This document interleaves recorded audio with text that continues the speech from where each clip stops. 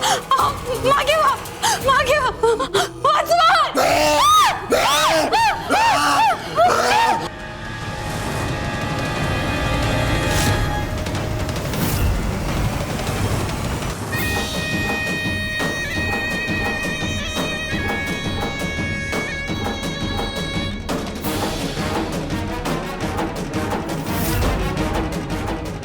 गुरुदेव गुरुदेव.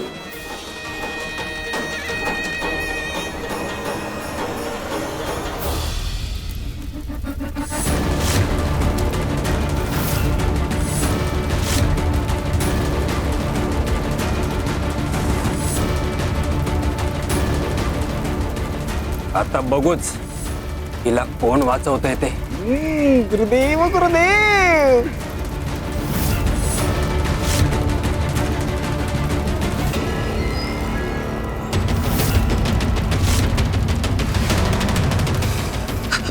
उघडा दार.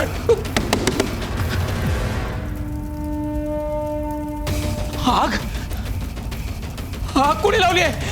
घराला आग लागली आहे. रेणुका रेणुका इकडे इथे इथे इथे आग. तू तू थांब थांब, मी करतो काहीतरी. आग आग लागली आहे घराला. दार उघडा. हो दार उघडा. बाहेर कोणी आहे का? हो आग लागली आहे. दार उघडा.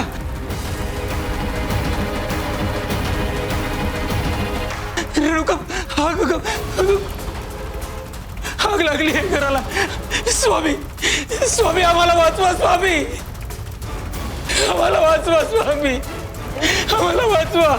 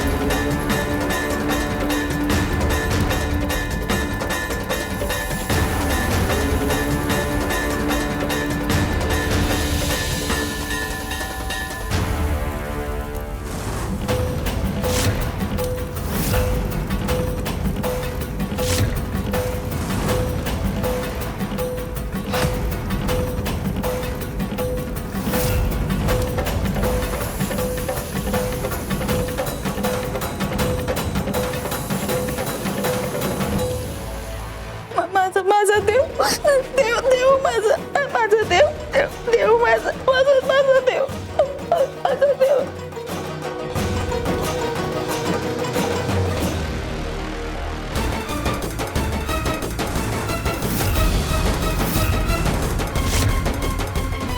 अचानक ही आग विझली कशी? गुरुदेव गुरुदेव. महाराज, हे घर तर आता पेटलं होतं ना? हा ही मशाल तर मीच पहिली फेकली होती. हे घडलं तरी कसं? स्वामी स्वामी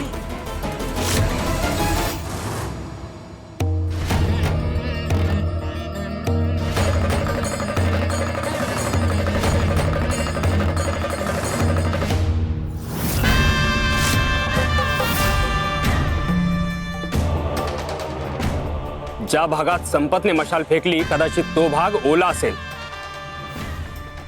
पण मी आता कोरड्या भागात मशाल फेकणार आहे. तुम्ही काही काळजी करू नका. हो हो गुरुदेव गुरुदेव गुरुदेव.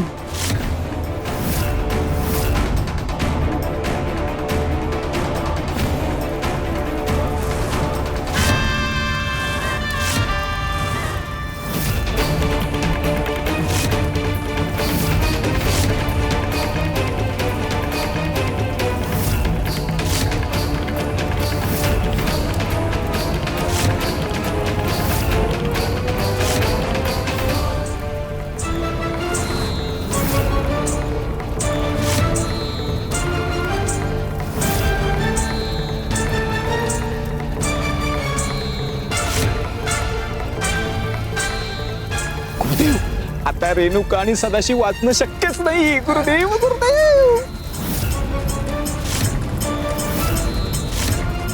आता रेणुका बरोबर सदाशिव दोघेही जळून खाक होणार. त्या स्वामींनी माझ्या शिष्याला शिवनातलं आव्हान दिलं होतं ना की त्याला अस्थिर करून टाकणार म्हणून. आता करावं म्हणा. गुरुदेव गुरुदेव. आता त्यांचीच भक्त त्यांच्या डोळ्यासमोर जाणार. बघूया आता कोण मूर्ख ठरताय.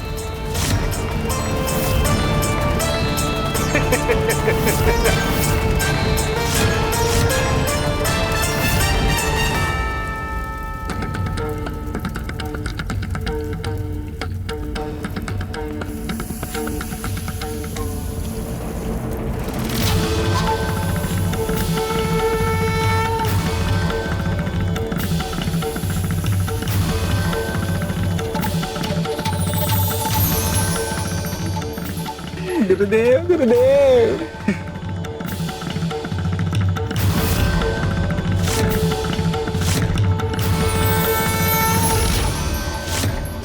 परत काय झालं गुरुदेव गुरुदेव.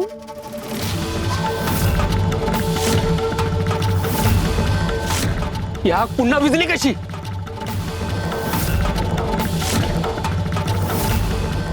माझा देव देव देव देव माझं. आग विजलीये. आग विझून घर पहिल्यासारखं कसं काय झालं स्वामी? माझा देव माझा देव. काय बघताय?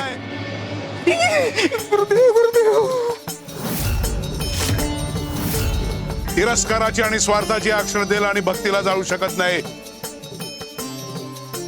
अरे माणुसकीलाही काळीमा फासाल असं पाप केलंय तुम्ही आज. पण एक गोष्ट लक्षात ठेव, हे अक्कलकोट आहे आणि इथे आमचे भक्त राहतात. आणि तू कोण आहेस त्यांना जाळून मारून टाकणार आहे? आमच्या भक्तांना स्पर्श करण्यापूर्वी यमराजाला सुद्धा आमची परवानगी घ्यावी लागते. राधा, तू एक स्त्री असून सुद्धा एका स्त्रीच्या जीवावर उठलीस. आणखीन किती उद्ध्वस्त करणार आहात तिला आणि किती खालच्या पातळीवर जाणार आहात तुम्ही? अरे माणूस म्हणून घ्यायच्या लायकीचे राहिलेले नाही आहात तुम्ही. दानवात दानव. हो, माझ्या भक्तांना एका शब्दाने बोलायचं नाही. हा, दानव नाहीयेत ते, मनुष्य आहेत. मनुष्य जिच्यामुळे त्यांचं आयुष्य उद्ध्वस्त होतंय तिचा काटा काढतायत. यात मला काहीच गैर वाटत नाही.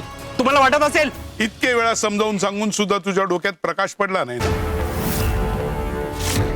मग आता भोगा. आणि हो, तू भक्तांच्या गोष्टी करतोयस ना. मग जाऊन बघ तुझा भक्त काय करतोय ते.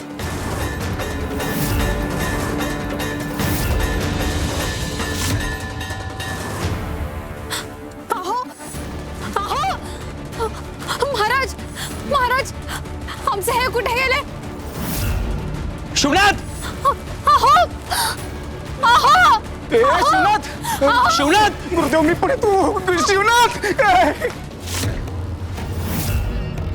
आगीशी खेळाल तर जाळावंच लागेल.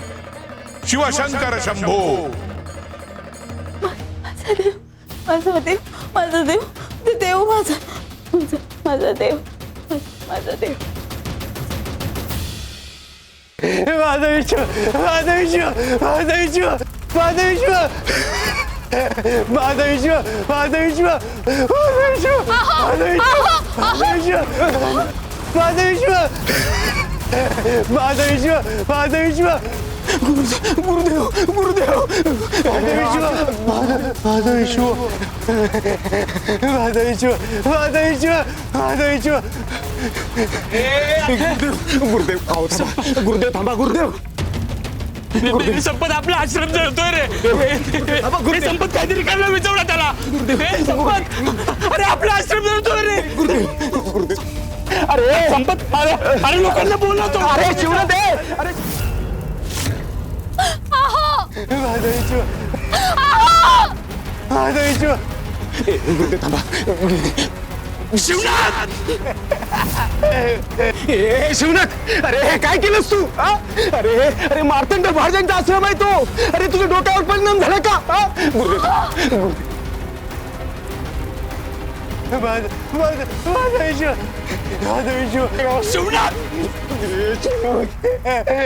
माझा देव, माझा देव.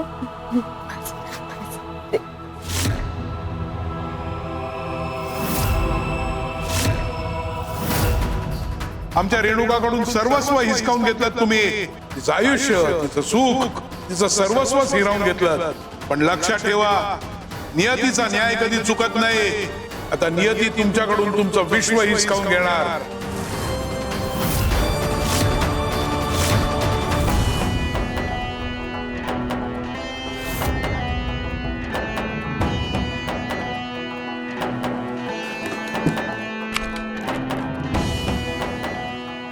दरवाजा उघडलाय. रेणुका, अगं बघ बघ, दरवाजा उघडलाय. स्वामींनी सोडवलं आपल्याला.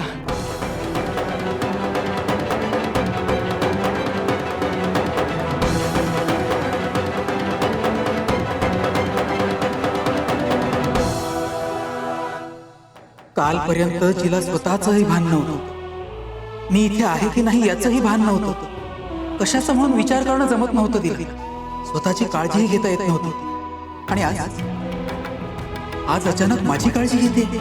माझ्या हातावरचे डाग बघून त्यावर औषध लावते. माझा देव. स्वामी, हा तुम्ही दिलेल्या लेपाचाच चमत्कार आहे. तुम्ही दिलेल्या औषधीमुळे रेणुकाची मानसिक अवस्था सुधारते.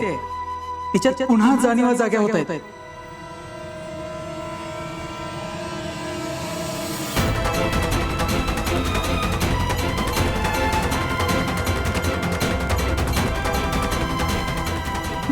माझा देव.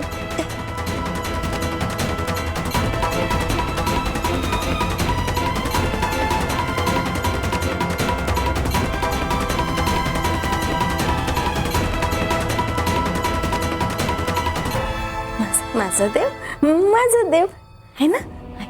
माझा देव.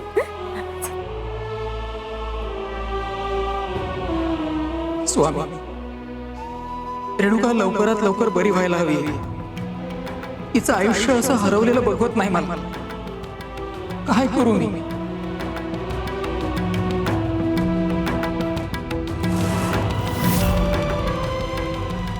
माझा देव, देव माझा. रेणुका, आता तुझं विश्व बदलणार आणि तुझ्या वाईटावर उठलेल्यांचं कोलमडणार. माझा देव आहे ना. आहे माझा देव.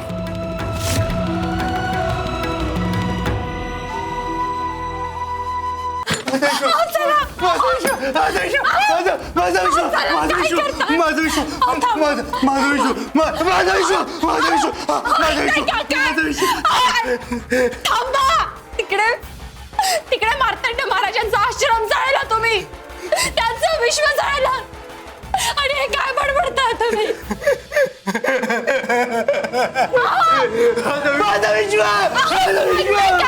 ऐकताय का? काय झालंय तुम्हाला? का असे वागताय? का असे वेड्यासारखे वागताय?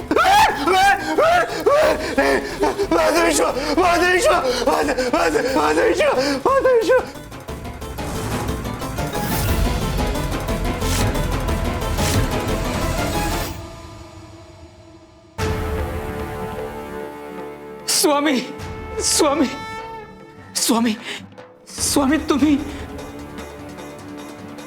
आम्ही सांगतो तुला काय करायचं ते.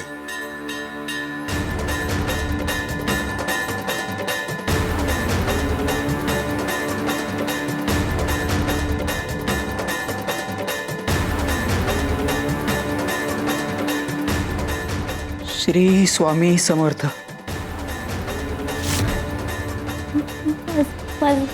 माझा देव. श्री स्वामी समर्थ. श्री स्वामी समर्थ. श्री स्वामी समर्थ. श्री स्वामी समर्थ. अनंत कोटी ब्रह्मांड नायक राजाधिराज योगीराज परब्रह्म सच्चिदानंद अक्कलकोट निवासी सद्गुरु श्री स्वामी समर्थ महाराज की जय. स्वामी, तुमच्या नामातच वेगळी गोडी आहे. हो ना, नाम घेताना काही क्षण का असे ना, पण जगातली सगळी चिंता विसरून जायला होतं. दिवसभराच्या धावपळीनं शरीर थकतं, पण त्याहून अधिक थकतं ते मन. आणि नाम म्हणजे त्या मनाला मिळणारी विश्रांती. नाम घेतल्यानं परिस्थिती बदलते का नाही हे मला काही माहिती नाही, पण हा, त्या परिस्थितीकडे बघायचा दृष्टिकोन बदलतो. म्हणूनच कितीही मोठी चिंता असली, कितीही मोठा प्रसंग असला तरी मनापासून जर नाम घेतलं ना, तर आतून विश्वास जागा होतो की आपण एकटे नाही आहोत, देवही आपल्या बरोबर आहे. अगदी खरं आहे सुंदरा मावशी. मनातला गोंधळही कमी होतो. काय करावं, काय करू नये हे स्पष्टपणे समजायला लागतं. स्वामी, तुमची सेवा करताना, तुमचं नामस्मरण करताना आम्ही सगळे अगदी तल्लीन होतो. तुम्ही सांगितलं होतं ना, नदी समुद्रात विलीन झाली की ती नदी राहत नाही, समुद्रच होऊन जाते. आम्हालाही तुमच्यात विलीन व्हायचंय, तुमच्या सारखं व्हायचंय, पण आम्ही सामान्य माणसं, आम्हाला ते कसं जमणार स्वामी? नाही म्हणजे आम्ही मन एकाग्र करण्याचा प्रयत्न करतो, पण कधी राग, कधी निराशा, कधी दुःख, कधी अपेक्षा, मन सतत काही ना काहीतरी धरून राहत. खरंय स्वामी, मग गुरूंना हे कसं जमतं? नाही म्हणजे गुरु स्वतःमध्ये इतके स्थिर कसे राहू शकतात? मागे वळून बघ.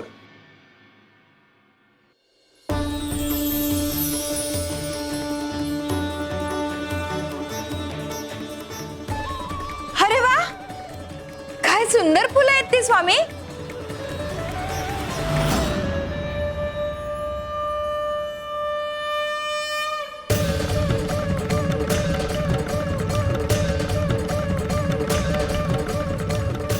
समजलं स्वामी. काय समजलं? गयाताई, स्वामी आपल्याला उत्तर सांगत नाहीत, तर उत्तर दाखवतात. ते बघा.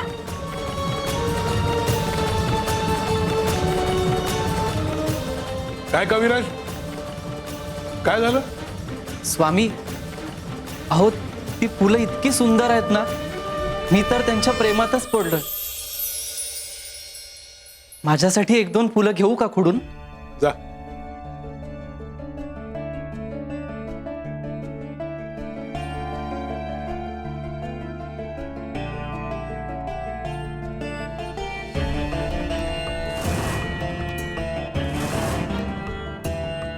मिळालं का तुझ्या प्रश्नाचं उत्तर? माझ्या प्रश्नाचं उत्तर? स्वामी देवा, यांनी फुलं तोडून आणली, पण याचा प्रश्नाशी काय संबंध? हो स्वामी, मला काही कळलं नाही. चक्रावलात ना? होतं असं. कधी कधी एखादा धडा समजायला वेळ लागतो, आणि आमच्या धड्यानी तर काही जणांना वेळ लागल्यासारखंच होतं. कारण गुरुचा धडा फक्त ऐकायचा नसतो, तर तो अनुभवायचा असतो.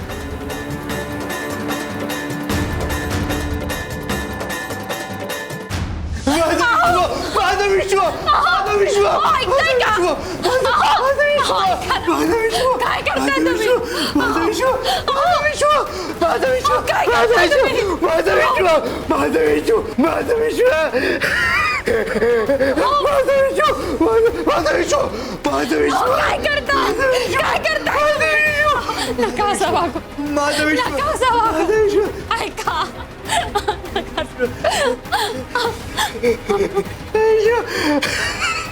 माझा विश्व.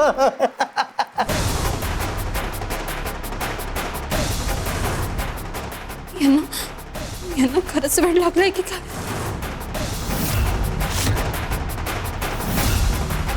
या 3 दिवसात तुमची पाप कबूल करा, तुमचे गुन्हे कबूल करा, अन्यथा परिणामांना सामोरे जा.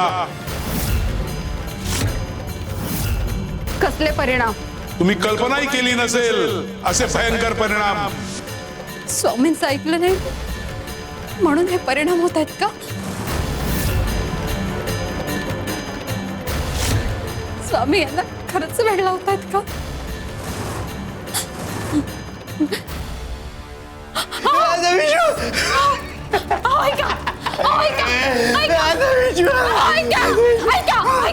ऐका, ही सगळी स्वामींची खेळ आहे. हा सगळा त्यांचा डाव आहे. तुम्ही याचा परिणाम स्वतःवर नका होऊ देऊ. कळतंय ना तुम्हाला? ऐकलत ना? माझा विश्व, माझा विश्व, ये माझा विश्व, माझा विश्व, माझा विश्व, माझा विश्व, माझा विश्व.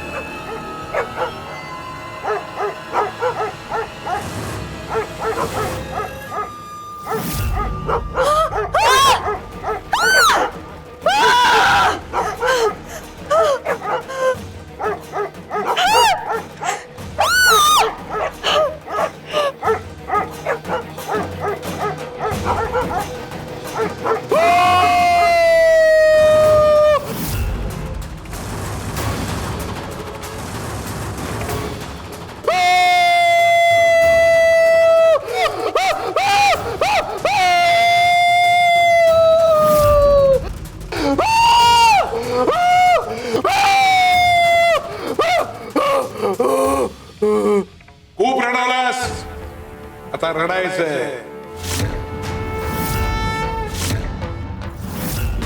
शिवरात तुझे रेणुकाला भोगायला लावलंयस ते आता तुला भोगायचंय. दुसऱ्याच्या डोळ्यात अश्रू आणताना स्वतःच्या डोळ्यात कधी अश्रू येतील याचा विचार केला नाहीस तू. पण कर्माचा हिशोब चुकत नाही.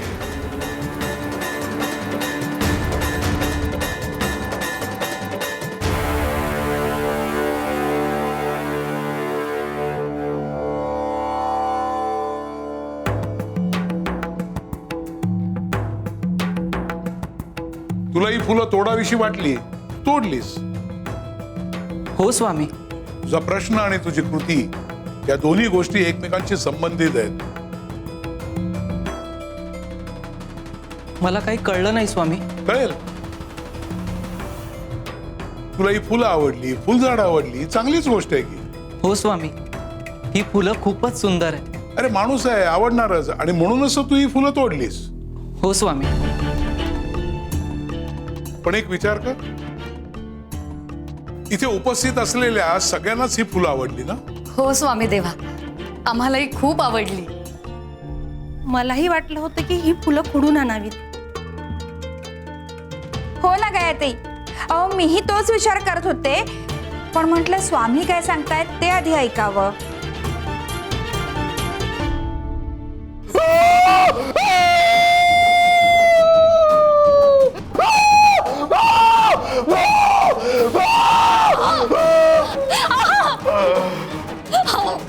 भानावर या.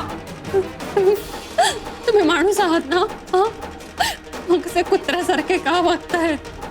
मला भीती वाटते. आपण इथे अक्कलकोट मध्ये का आलो? सगळे ठीक व्हावं म्हणून ना? मग हे सगळे काय होते? ऐकताय ना तुम्ही?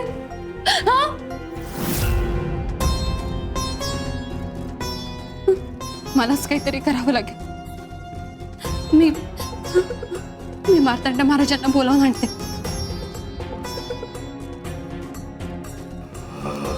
पण माझं बाळ तो तर राहते.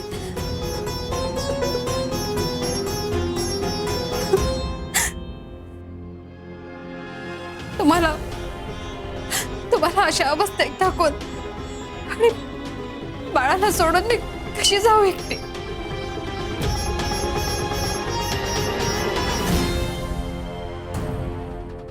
नाही,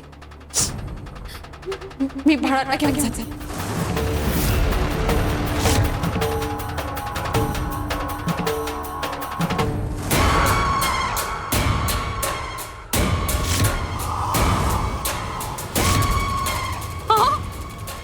काय करताय?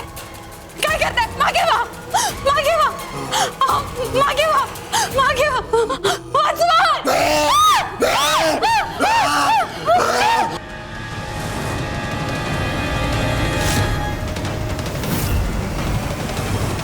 आता इथे असलेल्या प्रत्येकाने जर का स्वतःपुरता विचार केला आणि प्रत्येकाने जर 2-2 फुलं तोडली तर काय होईल?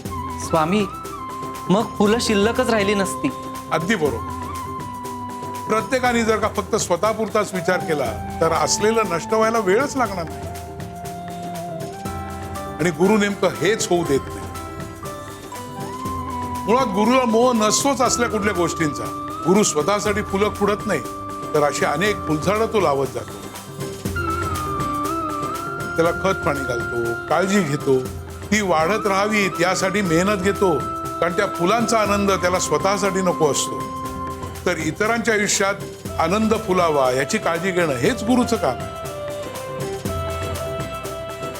स्वामी, तुम्ही फुलं तोडत नाहीत याचा अर्थ असा नाही की तुम्हाला फुलं आवडत नाहीत. दुसऱ्यांच्या आयुष्यात फुलं वाढत राहावीत असं तुम्हाला वाटतं, बरोबर ना?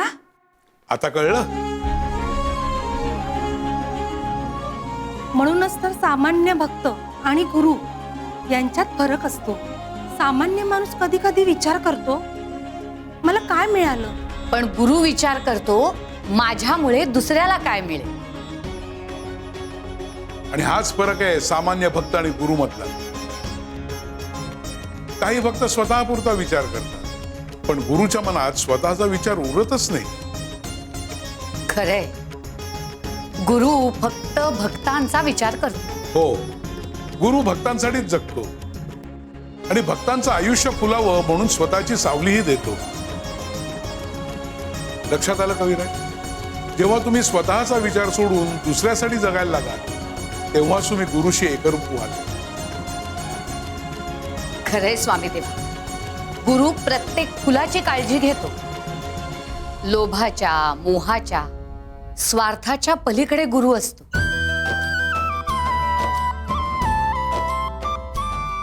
तुम्ही जर का योग्य बीज पेरलं तर गुरु कृपेची सुंदर फळं तुमच्या पदरात पडतातच. आणि जे तुमच्या वाटेत काटे पेरतात त्यांना त्यांच्या कर्माची फळं मिळतातच. तुम्ही फक्त चांगलं पेरत राहा. फळ कधी आणि कसं द्यायचं हे गुरुवर सोडा.